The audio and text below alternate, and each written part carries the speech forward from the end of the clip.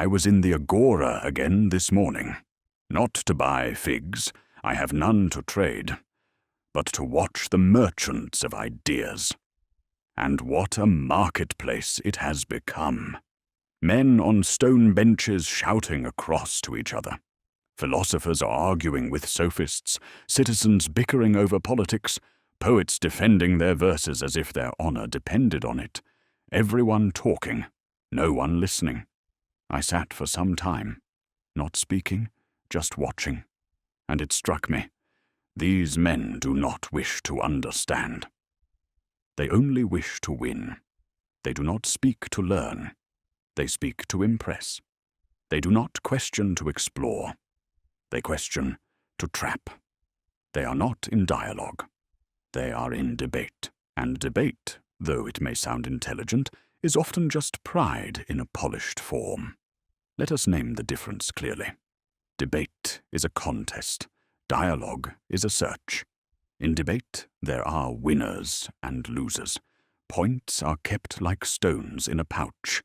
The cleverest tongue wins the day, and the truth, if it shows up at all, is an afterthought. In dialogue, there are no opponents. There are only partners walking together in the dark with one lantern between them, asking, "Where are we, really? What do you see that I do not?" The trouble is this: most people do not want to find the truth. They want to be seen as already having it. They want to speak last. They want the crowd to nod. They want their ideas to win, even if their soul remains in confusion. So let me ask you now, plainly, do you speak to understand, or do you speak to be right? Be honest with yourself, because only in that honesty can real dialogue begin. You cannot seek wisdom with fists clenched. You cannot receive truth with your ears closed. You must open yourself, not only your mouth. And that, I believe, is the beginning of philosophy. Not in the noise of the crowd, but in the humble space between two minds, each willing to admit, "I may not know." But together, we might see more clearly. Let us speak plainly now, because the confusion is dangerous. Many believe that to argue well is to seek truth. But most arguments I hear are not searches. They are contests, and like any contest, they have one goal: to win. In a debate, you are not speaking with someone. You are speaking against them. You listen only long enough to find a weak point, a contradiction, a flaw you can exploit. Your aim is not to understand, but to defeat. You sharpen your words like weapons. You wait for your opponent to stumble, and then you strike. It is a game of cleverness, of strategy, and the crowd loves it. They cheer the one who speaks quickly. They laugh when a man is cornered. They call the loudest man wise, though he may not have said a single honest thing. But tell me, what good is winning an argument if you have lost your connection to the truth? What value is there in sounding right, if your soul remains mistaken? To win in debate is to conquer another, but to grow in dialogue is to conquer yourself. In dialogue, there are no winners or losers, only seekers. It is not about victory. It is about discovery. You do not ask questions to trap. You ask to reveal. You do not speak to impress. You speak to explore. You do not listen to prepare a rebuttal. You listen to see what you missed. In dialogue, your companion is not your enemy. They are your mirror. They reflect your thoughts back to you, clearer, sharper, sometimes painfully so. And if you are wise, you do not resist the reflection. You welcome it. You see, in dialogue, you are allowed to say, "I don't know." That is a good point. Let me think more about that. I had not considered it that way. These phrases are forbidden in debate, because in debate, they make you appear weak. But in dialogue, they make you honest. They make you human. They make you capable of growth. I have often said, in debate, I try to win. In dialogue, I try to learn. And I would rather learn than win. Because truth is not a prize to be claimed. It is a path to be walked step by step, often in the company of another who sees from a different angle. So ask yourself, do I enter conversations ready to be changed, or only to change others? Do I value understanding, or do I only want to appear right? These questions are not comfortable, but they are necessary, because only in honest dialogue can we move closer to what is real. And what is real, not what is popular, not what is clever, is the only thing worth seeking. Let us suppose now that you wish to seek truth, not victory, that you are ready to leave behind the theatre of debate and walk the quieter path of dialogue. How will you know when you've found it? What does true dialogue feel like? What does it sound like? Let me tell you what I have seen, what I have lived, and what I have learned from listening, not to crowds, but to souls. The first sign of true dialogue is that no one pretends to know what they do not truly know. There is no shame in saying, I don't know. In fact, in dialogue, those may be the most powerful words spoken, because once you admit not knowing, you open a door, and through that door, truth may finally enter. The man who pretends to know everything has nothing more to learn. He has built a prison from his pride, but the one who admits uncertainty invites growth, connection, insight. In true dialogue, ignorance is not failure. It is fertile ground. Next, listen to the tone. You will not hear shouting. You will not hear pride. No one is trying to crush the other. No one is counting verbal victories. The tone is gentle, sometimes playful, often humble, always curious. You will not feel attacked. You will feel invited. You will see people listening, truly listening, not waiting to speak, not polishing their next reply, just receiving, processing, holding each word like a stone in the hand, feeling its shape, weighing its meaning. This is not the noise of debate. It is the quiet of minds meeting. And perhaps the most beautiful sign of true dialogue is this. The goal is not to end, but to go further. There is no rush to conclusion, no hurry to reach a final answer and declare the matter closed. Instead, each question leads to another. Each insight opens a new door. Each shared perspective deepens the well. It is not a race. It is a descent into truth. And in this descent, you will find not certainty, but wonder, not dominance, but discovery. I have said before, a good question is a lantern. It lights the next step. And when two people carry their lanterns together, they may illuminate a path that neither could have seen alone. So next time you speak with someone, ask yourself, do I feel safe to say, I don't know? Is this a performance or a partnership?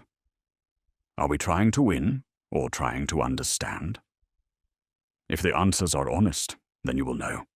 You are not in a debate, you are in a dialogue, and that is where the real work begins.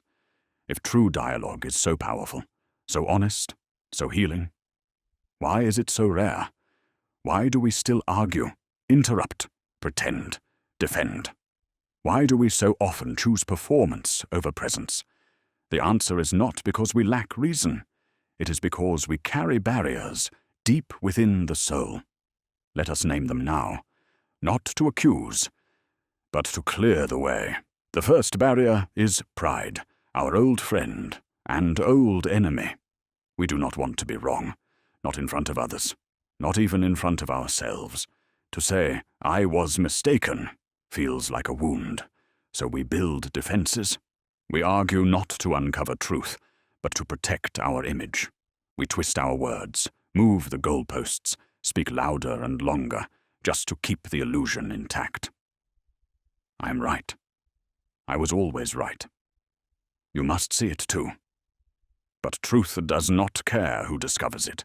Truth is not offended by error. Only egos are.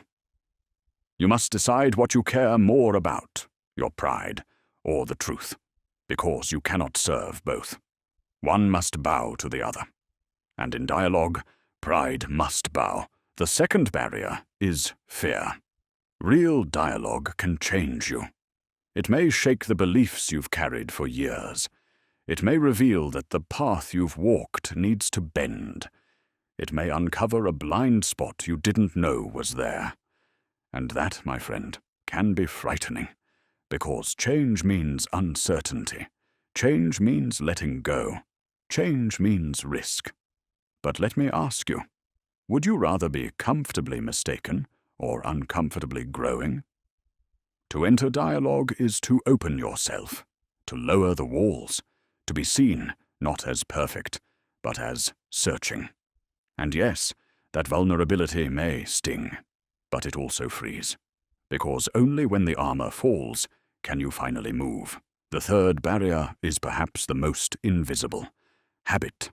We have been trained by our schools, our courts, our politics to debate, not to dialogue. We are rewarded for cleverness, not reflection. For speaking quickly, not thinking deeply.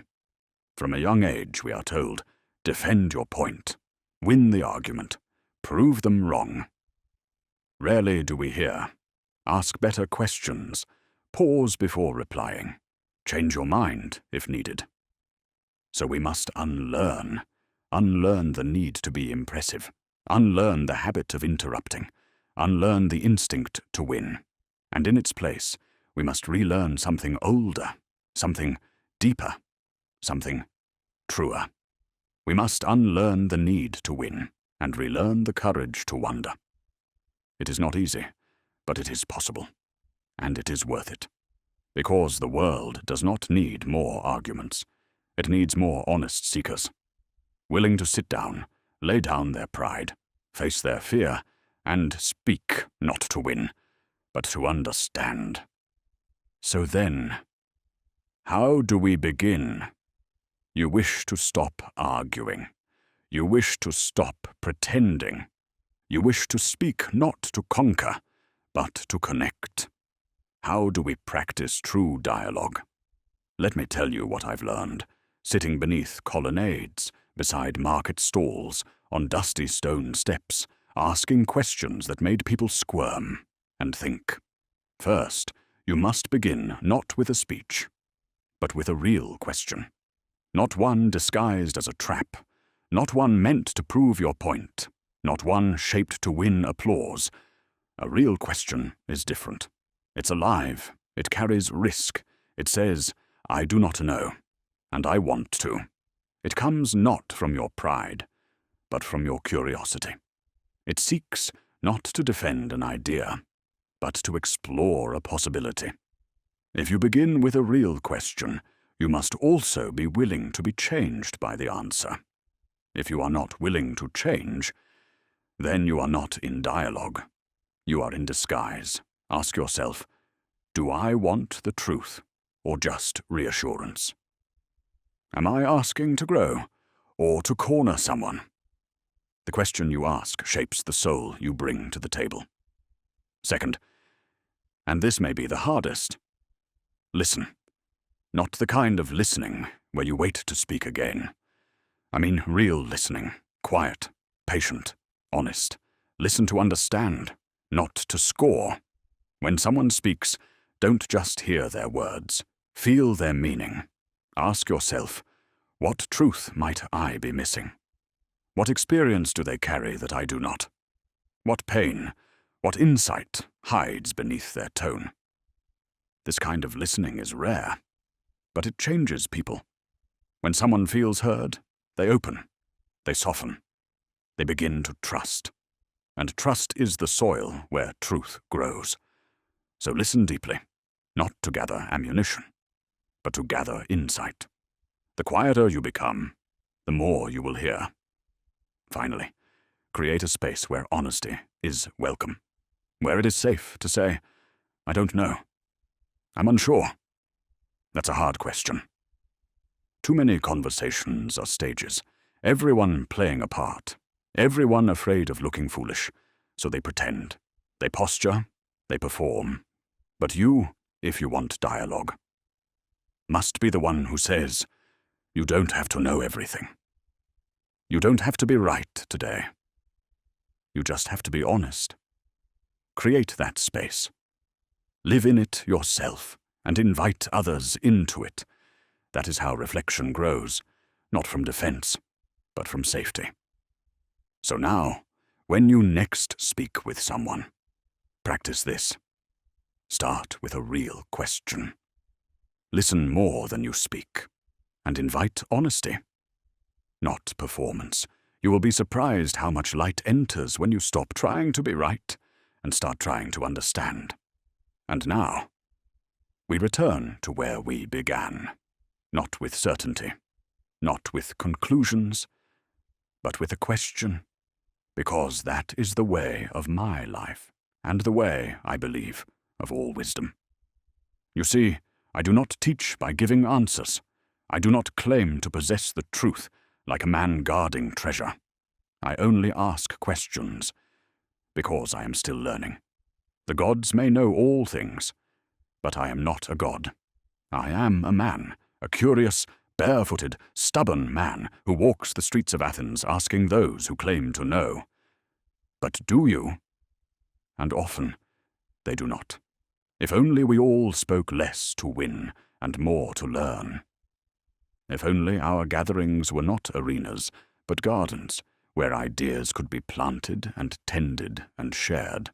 How different would our city be? How different would our homes be? How different might you be? So I leave you with this. The next time you open your mouth, pause. Ask yourself, do I speak now to impress or to understand? The answer may not change the world, but it will change you. And that, my friend, is the beginning of wisdom.